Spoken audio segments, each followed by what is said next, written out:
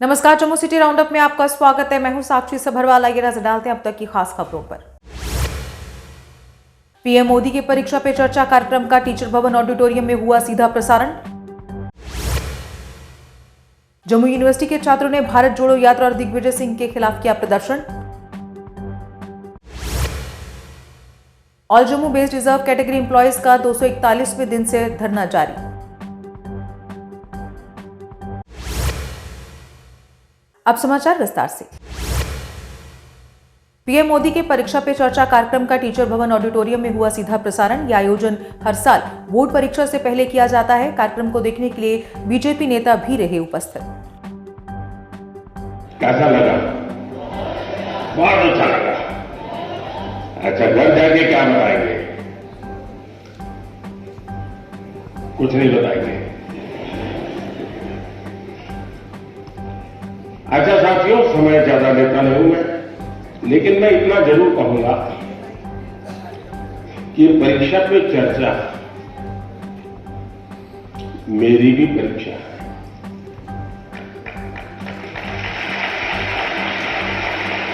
कोटि कोटि विद्यार्थी मेरी परीक्षा ले रहे हैं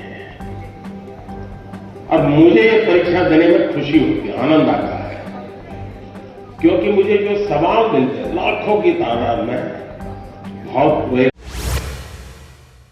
जम्मू यूनिवर्सिटी के छात्रों ने भारत जोड़ो यात्रा दिग्विजय सिंह के खिलाफ किया प्रदर्शन। कहा, राहुल गांधी भारत नहीं बल्कि अपनी पार्टी जोड़ने के प्रयास में जुटे। दिग्विजय सिंह के सेना से प्रमाण मांगने वाले बयान की भी की निंदा। आज का हमारा प्रदर्शन जो है वो भारत जोड़ो यात्रा के खिलाफ है।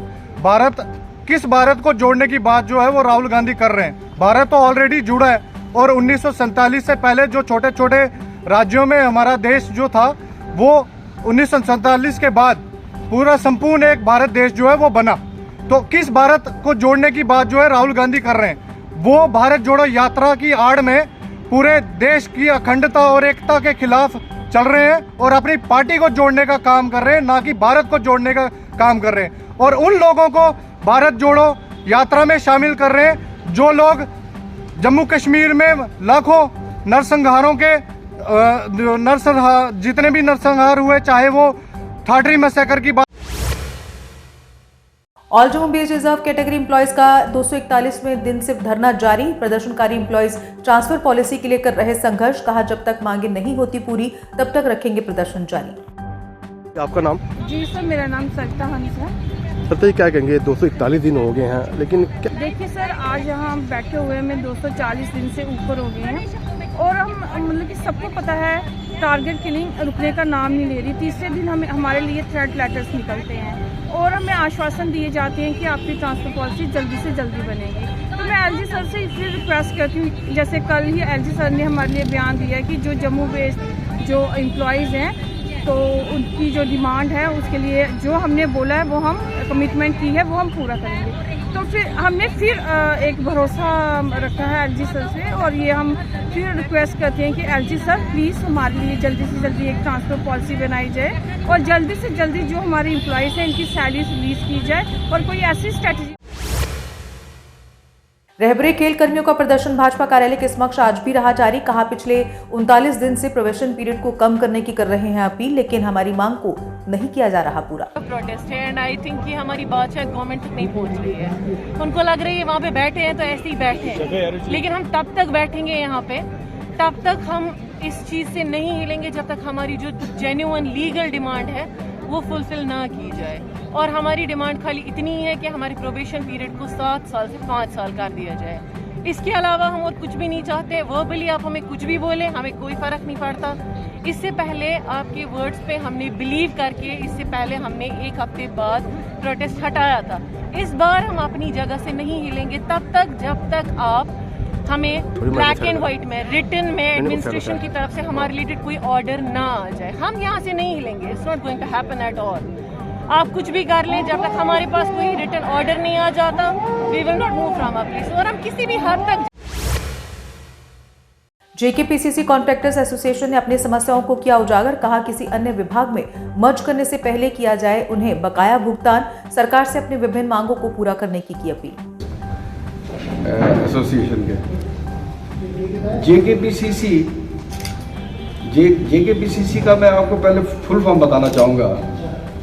Jammu Kashmir construction corporation limited, जिसकी की नींव रखी गई थी 1965 में, और सरकार ने इसकी जो जेकेपीसीसी में जो काम करने के जो तरीके रखे थे, उसमें इस तरीके से इसका एक कॉन्स्टिट्यूशन बनाया था कि जितने भी वहाँ पे वर्कर्स बोल लीजिए या स्मॉल कॉन्ट्रैक्टर्स हैं, उनको एक बिल्डिंग में किसी प्रोजेक्ट में एंगेज करके और वो बिल्डिंग का जो है कंस्ट्रक्शन एक्टिविटी जो है उस बिल्डिंग को बनाया जाता था। 1965 से लगा लीजिए लगभग कोई जम्मू कश्मीर एनवाईसी कर्मियों का प्रदर्शन को हुए आज 24 दिन। कहा, सरकार हमारी मांगों की कर रही अनदेखी, मजबूर होकर 28 जनवरी के बाद जगह जगह करेंगे प्रदर्शन।